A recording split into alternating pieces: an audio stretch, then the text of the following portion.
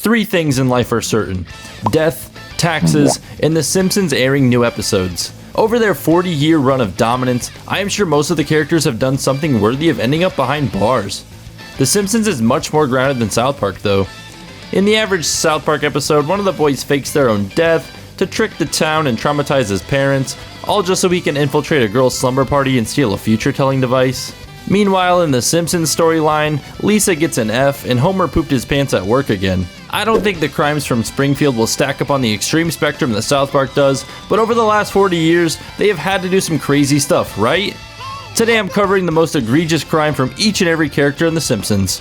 I will speculate on how long they would theoretically spend behind bars for their actions, and unlike South Park, I'm not an expert when it comes to The Simpsons. I'll be relying on carefully crafted deep dives through Reddit to find some of these crimes. I'm gonna be like Sergeant Dokes, digging through each character's background to put them behind bars. I'm fairly new when it comes to The Simpsons, so if I miss any insane crimes, feel free to call them out in the comments below. I'm genuinely curious to know who the most prolific criminals are in The Simpsons. I'm expecting the biggest criminals to be Mr. Burns and Snake Jailbird, of course. A few things to clear up before we get going. I'm assuming Springfield is located in Oregon. Although this has never been confirmed, this just makes it easier to be consistent with the rulings. And I am trying everyone as an adult to keep things simpler. If you just sat down on the toilet to watch this video, buckle up, we are in for a wild ride. Let's get underway. If you enjoy videos like these, please be sure to subscribe. Number go up is good. I have a growing backlog of cartoon related videos you can check out if you need something to play noise while you eat dinner. A link to our Discord is also below. Join our quest to count to 1 million, one message at a time. And as always, a massive shout out to our Patreons and channel members. Thanks for the continued support. Now, let's get back to the video. Grandpa Abe Simpson is the first one of our randomized characters on the list today. Grandpa Simpson has an extremely interesting scenario here. During the 1936 Olympics, he threw a javelin that struck a man attempting to assassinate Hitler. This thwarted the assassination attempt, but is this a crime? Now, there's a few moving pieces here. Firstly, Grandpa Simpson threw the javelin before the man attempted the assassination. From this we can glean that Grandpa Simpson wasn't intentionally trying to save Hitler. This action also happened many years before World War II started, although Hitler was still doing some outright terrible things, so Grandpa Simpson could still have a motive for taking the shot at him. I'm making a huge assumption here in saying that Abe Simpson was trying to end World War II before it even started. This might be one of the most heroic crimes in animation history, but unfortunately this failed assassination of Hitler would carry the death penalty for Abe, leading to Homer Simpson never being born, and The Simpsons never happening, and the South Park episode of The Simpsons never happening either. How old is Abe Simpson? He's got to be pushing 100 at this point. What a wild case to start the video off today. Maybe The Simpsons are on par with South Park's insanity. Ralph Wiggum may be one of The Simpsons' most innocent characters. Although there are many conspiracies on who his real father is, he is allegedly the son of the inept police chief, Chief Wiggum. Ralph is one of the less gifted kids in Springfield. Ralph has 2 brain cells and they're both fighting for 3rd place. He generally stays out of trouble, but hanging out with Bart for even a second will have you committing more crimes than any Raiders player. In the episode This Little Wiggy, Bart and Ralph steal a master key to the city. They end up breaking into an old penitentiary to retrieve said keys when Nelson and the bullies throw them in. Once Bart and Ralph retrieve the keys, they use them to turn on an old electric chair. They flee the prison with the chair still active. The mayor plans to strap himself into the chair for a publicity stunt, not knowing that it's active. Mr. Burns ends up saving him because he cuts the power once he realizes they've been getting free electricity. Ralph and Bart almost accidentally murdered the mayor. If the mayor had died, Ralph could be charged with negligent homicide. Thankfully he survived. Entering the old prison would likely be Class A trespassing, resulting in up to 1 year in jail. I personally never have gotten the death penalty, but I think you would hear if the electric chair was on or not, Mr. Mayor. Fat Tony is the mafia boss of Springfield, because you know every town has its own mafia. Fat Tony is the Simpsons version of Tony Soprano. Fat Tony is one of the most notorious criminals in the entire show. His list of crimes include racketeering, fraud, and bribery, just to name a few. Fat Tony's worst crimes are all the murders he's committed. In the Season 8 episode, Canine Mutiny, Bart gets mistakenly sent an active credit card. After going on a spending spree, Bart of course does not pay his credit card bill. Bart and his new dog go to dispose of said credit card by burying it in the woods. Here we see Fat Tony and his crew burying a body concealed within a rug. This is one of the many times Fat Tony is seen disposing of a body. Tony and his goons would be hit with a first-degree murder charge for this one. Oregon has the death penalty, but they don't use it. So Fat Tony would likely spend the rest of his life behind bars for committing multiple murders with the Springfield mob. At least the streets of Springfield will be cleaned up until another fit Tony comes around. Jeff Albertson is also known as the comic book guy. He runs a local comic book store in Springfield. If Blockbuster has run out of business, I don't know how a comic book store can survive. Rest in peace, Blockbuster. Sorry I still have your copy of Super Mario Galaxy. In the episode Husbands and Knives, a new comic book store opens and runs Jeff's store out of business. All the kids in town are drawn to the new comic book shop.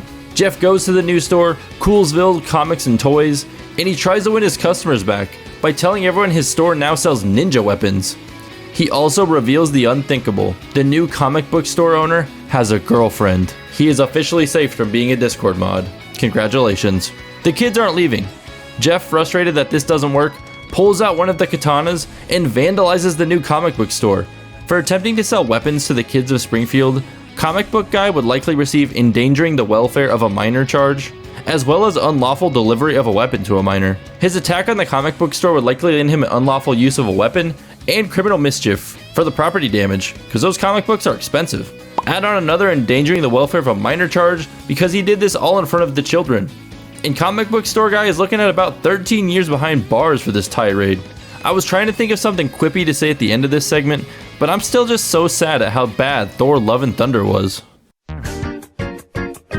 Principal Skinner is, well, he's the principal of the school. If that wasn't evident from his name, you probably went to school in Alabama, or heaven forbid, Kentucky. This might not be Skinner's worst crime, but it's his most famous by far. In the episode The Principal and the Pauper, it's revealed that Principal Skinner is actually a man named Armin Tamzarian. After returning from the war, Armin was mistaken for being Seymour by his own mother. Knowing that the real Seymour's dream was to be an elementary school principal, Armin took over his life. It all made sense because the real Skinner was presumed to be a casualty of the war. Turns out the real Skinner did survive and wanted to take his life back.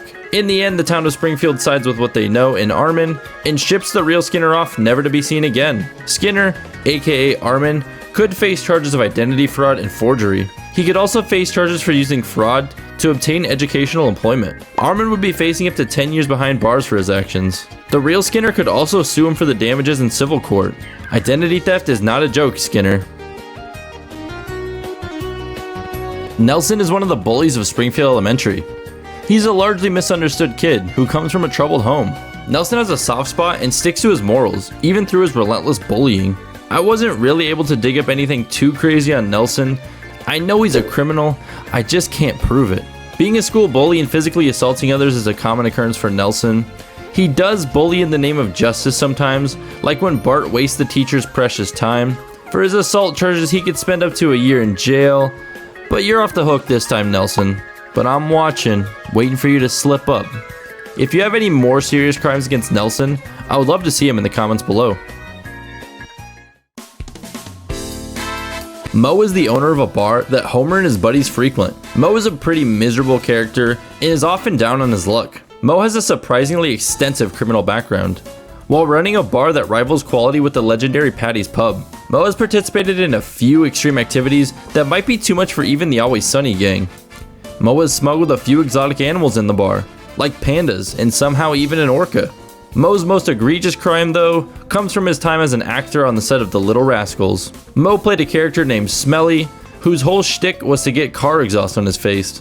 When another actor, Alfalfa, stole his bit, Moe attacked him and murdered him in cold blood. Moe wasn't charged because Alfalfa was an orphan that was owned by the studio, but it did cost him his future acting career.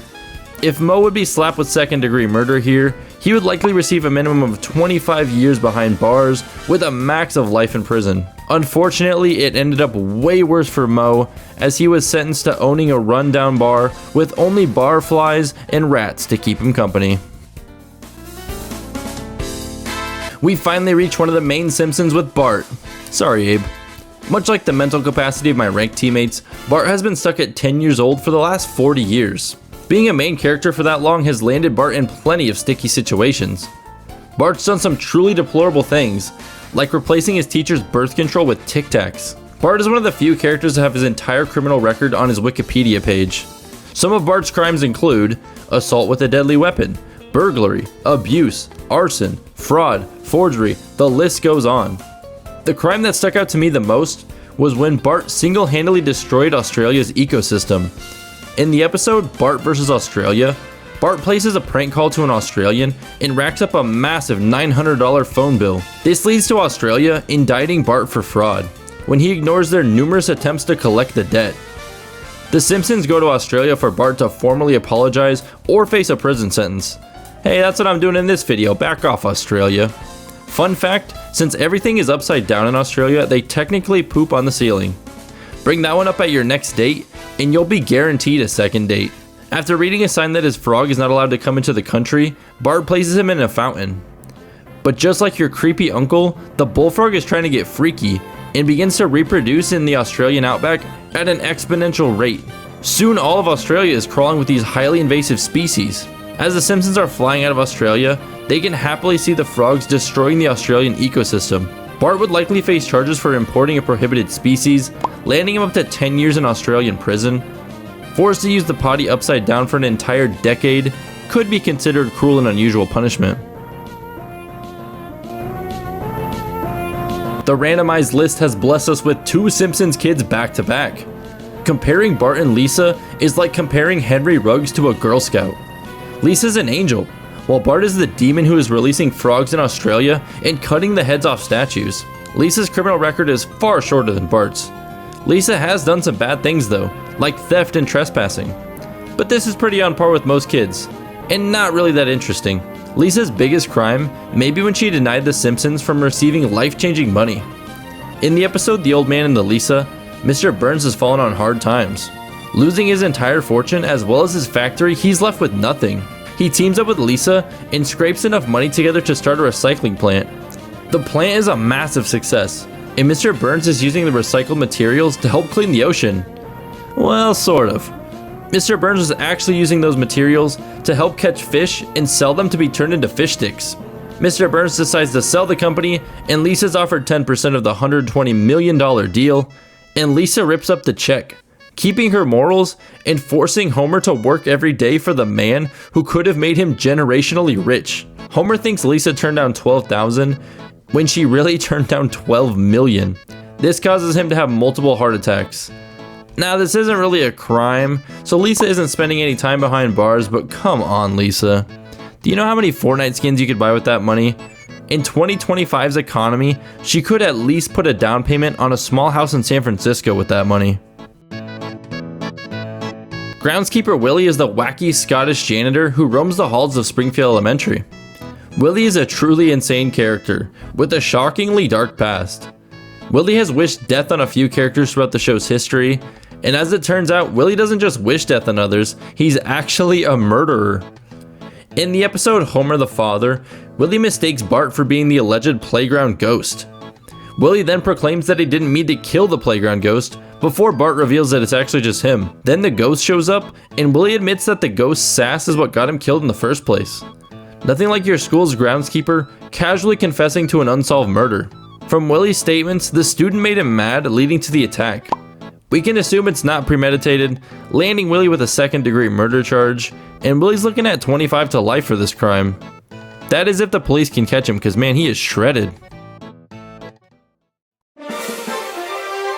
Krusty the Clown is, well, he's a clown. Some of these characters are really on the nose with what they're all about. Get it, on the nose, because he's a clown. Krusty is a cynical clown, but he's on TV, so he's got to be doing something right.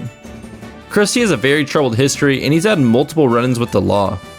In the episode Camp Krusty, Bart and Lisa are very excited to spend their summer at the super fun Camp Krusty. Similarly to a Redditor's underwear drawer, it's known as one of the crustiest places on Earth. Upon arriving at the camp, the kids are shocked to see how run down it is. In fact, Krusty isn't even there at all. The camp is run by some Mr. Black, who feeds the campers Krusty brand slop and forces them to make wallets to be sold. Camp Krusty closely resembles a prison camp, all while working under the Krusty brand. Krusty even sends a clearly fake body double to the camp to try to appease the kids, But this leads to the kids taking over the camp, leading to Krusty actually making an appearance. Bart explains the hardships and even tells Krusty one of the campers was eaten by a bear. Krusty makes it up to them, taking them all to the happiest place on Earth, Tijuana, Mexico. It's unclear the terms that Mr. Black and Krusty agreed upon, but the summer camp was still under Krusty's name.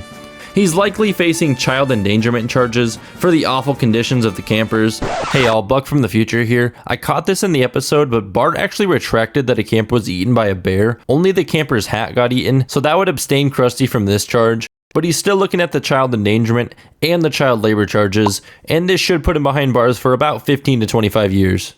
Alright, back to editing. Hopefully Tijuana's nice. You might as well just stay down there.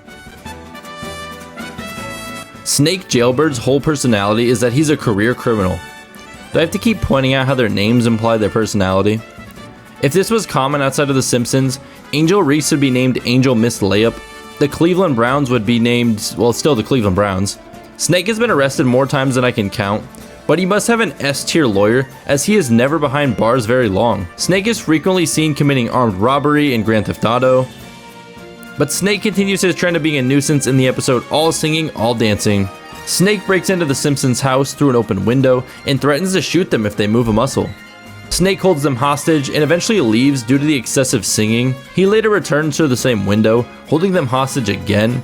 He came back to kill them for getting a song stuck in his head. Snake leaves again once he realizes his weapon has no ammo, and he returns once more through the window.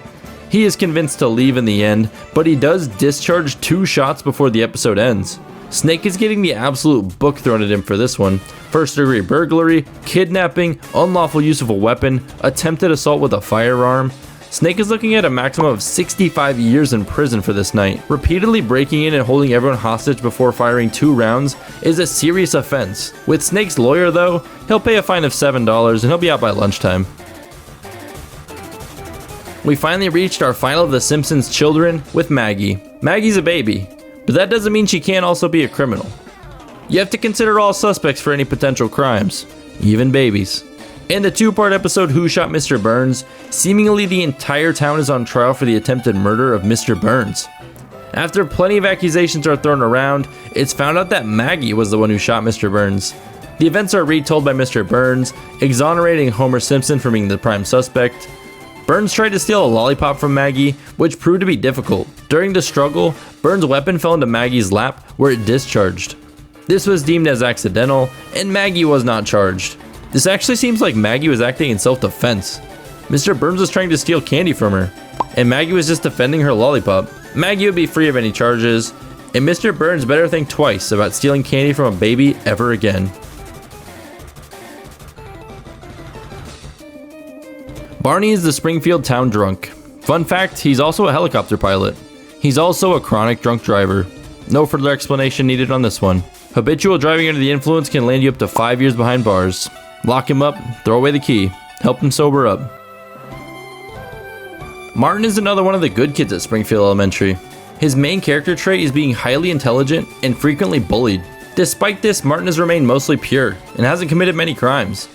In the episode Boys in the Highlands, Martin and Bart are in the wilderness on a highland trek for troubled truants. In the process of saving a goat from some cultists, Bart tells Martin that they'll never be friends, and this causes him to snap. Martin admits that he's under an immense amount of pressure from his family, taking countless pills to remain focused and sharp. He admits to Bart that he broke into a pharmacy to steal even more drugs to help his focus, and that's why he's on this trek for troubled youth. He was sentenced to it. Martin claims even with all the pills, he still wasn't focused enough to make his parents happy. Depending on the cost of the pills Martin stole, he could be looking at some serious time. He could be facing felony theft and burglary charges. Tack on his possession of a controlled substance for stealing the pills, and Martin could be looking at 20 to 25 years behind bars. All this because his parents expected too much from him. Should have let him have his once-a-year Minecraft bender, just like the rest of us need. Santa's little helper, wretched spawn of Satan, walks among mortals as a harbinger of doom, enacting unspeakable atrocities that poison the flesh and soul of humanity. Its infernal presence twists the world, leaving despair and corruption in its unholy wake. Our second to last of the main Simpsons family brings us to Marge Simpson. Marge is often the source of morality in the chaotic Simpsons home. Marge is mostly lawful good in her actions, but she's been twisted up on the wrong side of the law before. She did get into a car accident with Hans Moleman, which resulted in one of his many deaths. He is kind of like the Kenny of The Simpsons, so I'm just going to ignore this one. Marge's worst and most controversial crimes come from the episode Strong Arms of Ma, but what about an episode where she literally goes to jail? Marge actually spent some time behind bars. Marge is doing her best impression of a Kansas City Chiefs player in the offseason. When shopping at a Quickie Mart, Marge accidentally forgets to pay for a bottle of bourbon. This appeared to be an accident, but the alarm was triggered, resulting in Marge being surrounded by a large police force. Marge was arrested for shoplifting and sent to the Springfield women's prison. The entire town thinks Marge is a criminal, and Apu believes all of his shoplifting problems will be solved now. Marge is sentenced to 30 days behind bars for her theft, and she doesn't end up serving the full sentence, as the Springfield bake sale suffers largely without Marge's marshmallow squares. After the townsfolk riot, the mayor frees Marge from the prison. Marge would have served 30 days for this crime, but if you get a bunch of people to riot to incompetent police, then you can get out early. Write that one down, kids. Speaking of incompetent police, we have Chief Wiggum next. Chief Wiggum is the police chief of the town, and he is incredibly corrupt. Wiggum often throws people's individual rights and the public's general safety to the wind. Wiggum cares more about donuts than doing his job in Springfield, and there are numerous examples of Wiggum breaking the law that he's sworn to uphold. Most of these are on display in the episode I Love Lisa. Chief Wiggum allegedly has a son named Ralph, and Ralph is falling in love with Lisa, and like any guy in 2025, this leads to him following her around non-stop. When giving advice to Ralph, Chief Wiggum discharges the firearm in the kitchen to open a walnut. This just shows how unhinged he is. Lisa reluctantly attends Krusty's show with Ralph, and in the car on the way, Chief Wiggum tells him the story of how he got the tickets to the show in the first place. Chief Wiggum was on duty attending a naughty movie in uniform when he ran into Krusty. Krusty, afraid of being busted for attending this naughty movie, gave Chief Wiggum free tickets.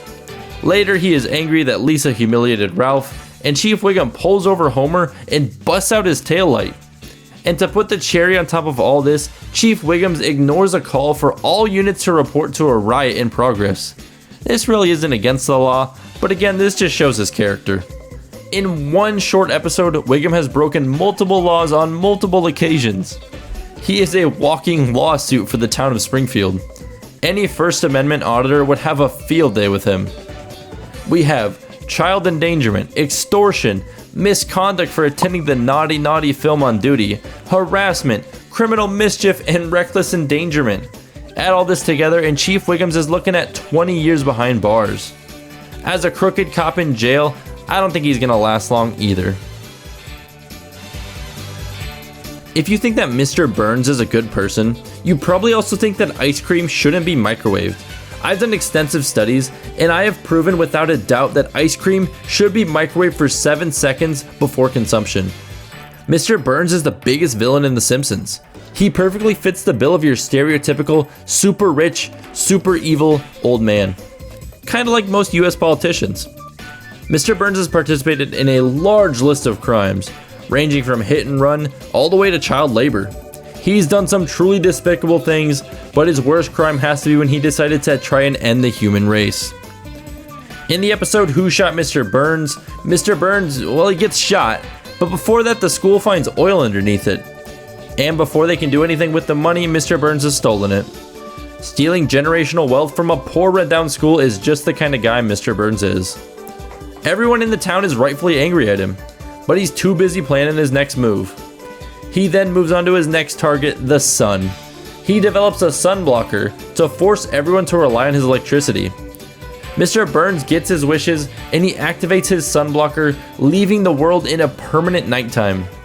He is later shot by an unknown attempted assassin, and the sun blocker is removed, but that sun blocker would have a massive effect on the world. Most plant life would die, causing entire ecosystems to falter. Without crops to sustain, billions would starve. Burns would be causing a genocide with his sunblocker, whether intentional or not. Burns would be charged with crimes against humanity, resulting in him spending the rest of his days behind bars. This might be one good reason for Oregon to reenact the death penalty. From one absolute villain into the next, we have Sideshow Bob. Sideshow Bob is a pure villain in every aspect of the term. Sideshow Bob has participated in plenty of crimes in his day: kidnapping, armed robbery, voter fraud, false imprisonment, just to name a few.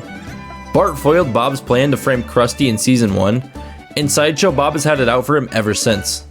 Sideshow Bob finally makes his move in the season 5 episode Cape Fear. Sorry if I said that wrong. Bob is threatening Bart ominously after he's released on parole. The Simpsons end up going into witness protection to hide, but Bob finds them by hanging onto the underside of their car. Bob sneaks into the Simpsons houseboat and ties up the family, excluding Bart. Bob grants Bart one final request before his execution, and that request is to give a musical performance that lasts until the boat they are on floats all the way back to Springfield where the police are waiting. Sideshow Bob would surely be hit with kidnapping and attempted murder in the first degree. Bob would be looking at 40 years to life in prison for his actions. And I don't think his musical performance was very good either. Smithers is an interesting case. He's Mr. Burns' personal assistant who will go to extreme lengths to please his boss. Like satisfy his wishes, not please him like that. Come on, guys. Well, you know what, actually Smithers might, because he has somewhat of a crush on the much older and much wrinklier Mr. Burns. Smithers would likely go down for almost every crime that Mr. Burns has also participated in. And to me as a pet owner, Smithers' worst crime was the time he tortured Santa's little helper. In the episode Dog of Death, Santa's little helper runs away, and he's stolen by Mr. Burns. Mr. Burns goes all Mike Vick on him, and he tries to turn Santa's little helper into a vicious attack dog. Smithers and Mr. Burns torture the poor pup by forcing him to watch videos of dogs biting their owners. And this has the desired outcome, as Santa's little helper turns into the attack dog. Bart ends up saving him by turning him back, getting him to remember the good times they used to have. For this, Smithers and Burns will be charged with aggravated animal abuse and animal neglect. A reckless endangerment charge could be added on for good measure, as the dog was literally trained to attack people. These charges would give them both up to about 7 years behind bars. Hopefully Smithers can get sentenced somewhere else, as getting away from Mr. Burns would do a massive amount of good for Smithers. Ned Flanders Jr. is the Simpsons' God-loving neighbor. Flanders might be one of the nicest and purest people in the entire town. That alone is enough to make Homer despise him. Despite being a goody two-shoes, Ned Flanders does have some sins to atone for. Even the purest of men can have moments of weakness. Let's talk about the multiple murders that Flanders has committed. Alright, he's not that bad. Flanders' worst crime had to be when he finally snapped and went on his tirade during the Hurricane Nettie episode.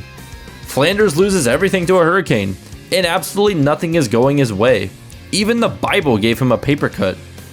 The community comes together to try and rebuild Flanders' house, and calling this a disaster would be an understatement. The hurricane made the house look nicer than these guys did. Once the house falls down, Flanders tries to clean his glasses, but they break. And this was the straw that broke the camel's back. He goes on a tirade, verbally assaulting most of the town, including the Simpson children. In his rage, he grabs Chief Wiggum by the stomach, taunting his weight. This could be considered battery of a police officer, but I don't think any jury in their right mind would even consider convicting Flanders of this. He was down on his luck. He had everything, even his Lord and Savior, going against him. I say Flanders walks free from these charges, which is a shame because with his house blown down, he's nowhere else to stay. Milhouse is Bart's best friend, and that does not bode well for Milhouse's criminal record. Milhouse is very gullible, which makes him an easy accomplice for Bart's antics. Surprisingly, Milhouse's hands are mostly clean, aside from some petty crimes like theft and a little bit of arson. Milhouse does almost eliminate an entire school bus full of kids, resulting in them being stranded on an island. In the episode Das Bus, Milhouse and the other delinquents are rolling fruits up to the front of the bus. Milhouse rolls a grapefruit that gets stuck under the brake pedal of the bus. When trying to hit the brakes, Otto is blinded by the juice and he drives the bus off a bridge. Thankfully, all the kids manage to survive by washing ashore on a deserted island. This action could have easily resulted in plenty of casualties. Everyone survives on the deserted island, but this could have been a serious tragedy. Milhouse would likely face reckless endangerment charges. A case could be made for attempted manslaughter, but since nobody was seriously injured, I doubt this sticks. Milhouse will face up to 5 years behind bars for this crime, but at least his buddy Bart will probably wind up in jail next to him shortly after. We finally made it to the man of the show, Homer Simpson. Homer's list of crimes is longer than South Dakota's entire phone book. It might be easier to list the crimes that Homer hasn't committed. One of Homer's most common gags is quite literally physically assaulting his son. Let's just name a few of Homer's other crimes for funsies. Animal cruelty, fraud, blast fishing, endangerment, pollution, child abuse, even smuggling a panda. What's with these characters and harboring illegal pandas? Aside from constantly strangling Bart and almost destroying the entire town of Springfield in the Simpsons movie, Homer's lowest moment is when he frames his own wife for his DUI. In the episode Codependent Day, Homer is particularly struggling with his alcoholism. What's even worse is that this addiction is rubbing off on Marge. After an Oktoberfest, Homer and Marge are both clearly intoxicated, but they head home. Homer puts her in the front seat and himself in the driver's seat. He even proclaims that he's in no condition to drive. But he shouldn't listen to himself because he's drunk. And that logic is sound, but the critical thinking is severely lacking. Homer crashes the car, and with the cops in the way, he puts an unconscious Marge in the driver's seat and hides, pinning the entire DUI on Marge instead of taking responsibility for his own poor actions. Marge goes to rehab where Homer confesses his actions to her, and somehow Marge forgives Homer and realizes that she likes him more than drinking. Homer states that this would have been his third strike, and this is largely the reason that he shifts the blame onto Marge. This offense would result in Homer facing 1 to 5 years behind bars and losing his license for most of that time. Not like you can drive from prison anyway. If Homer were to lie to the police or to a courtroom, that would also add to his sentence as well. This is Homer's worst crime just because of how terrible Homer is to his wife here. For Homer to still be married after this incident is a miracle in itself. Realistically, Homer serves his time behind bars and Marge leaves him. Homer would then end up similarly to Barney. And this should be enough of a punishment for him to never drink again. If Homer can keep his wife after this, then I think everybody has a chance out there to find love. Springfield is full of criminals, as we've proven. Well, except for Flanders, he's mostly innocent. It's no surprise to me that Mr. Burns is the worst of them all. Attempting to destroy the human race is some Dr. Doofenshmirtz levels of evil villain. The show has been running long enough that everyone was bound to get into some shenanigans at some point. If I missed any egregious crimes, feel free to let me know. If I left out any important characters that you like the guy who dresses like a bumblebee, feel free to let me know the character and what you believe to be their worst crimes. Alright, this video is long enough, so just make sure to subscribe, like the video, join the Discord. I'll see you in the next one. Thanks for watching.